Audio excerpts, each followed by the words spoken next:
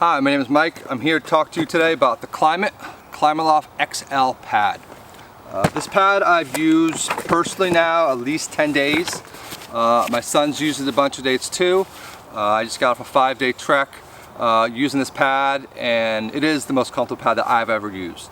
There are some downsides to this pad, which I'll talk about in a minute. This is real comfort. It's not a lie. It's the most comfortable pad I've ever used. I was recently on a river trek and talking gear with some of the river guides. I showed them this pad, and both river guides are put on their to-buy list because they love this pad so much.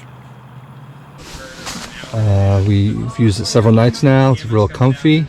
The memory foam really allows you to be nice and comfortable at night. It's nice and wide, and it's a great mat. Starting 10 years ago with a self-inflating pad, I've gone through many pads trying to find that right comfort level. I think I finally found that with the Klymit Loft.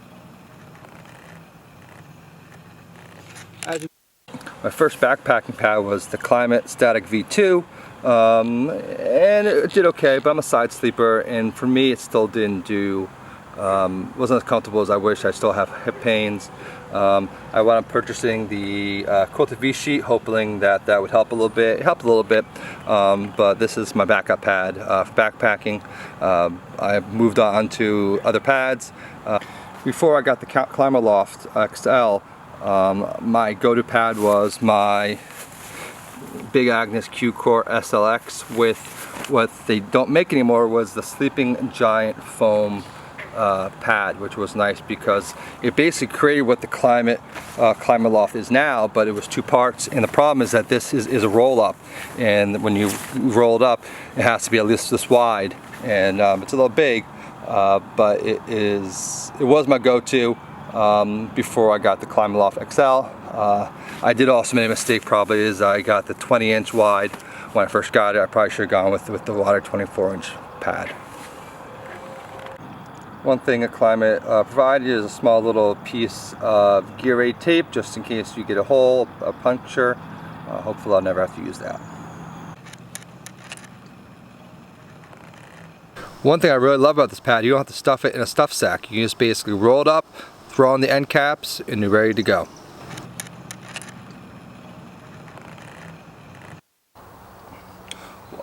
One of the downsides of the pad is that it is pretty big. I personally have a little air pump to use on this. I did try when I first got the pad. It took me approximately about 100 breaths to fill this pad up. It is a little bit on the heavier side for backpacking. It's not a deal breaker. I probably will take this backpacking. However, I will probably not take this backpacking in cold weather. The first time I used this pad, I did use it in about 40-degree temperatures, and I did feel a bit cold going through.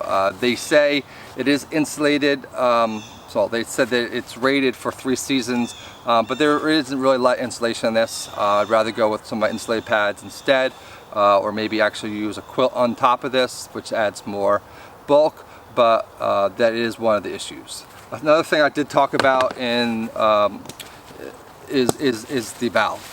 The valve does create some issues for this pad. When it is inflated, okay, this pad sometimes is a little difficult to get snapped in when it's fully inflated. You have to make sure you hear that snap. If you don't hear that snap and it's not fully pushed down, the valve itself will not keep all the air in. The first time I used it, I found that out, and also I let my son use it one time, and middle of the night he was deflated because this valve was not snapped in. And when the pad is inflated, you know, it takes 2 hands, and it does need, you know, it is a little hard to sometimes get this snapped in, but definitely it's something that probably could be improved on this pad. Second thing is that my son uses pad. He's a drooler. And I have a bunch of drool stains on this. I'm not exactly sure of the care of this, how to wash it, but that's one thing I have to look into because I do have some drool stains on this for my son. Not a deal breaker, but the cleaning of this pad is a concern. However, it is super comfortable.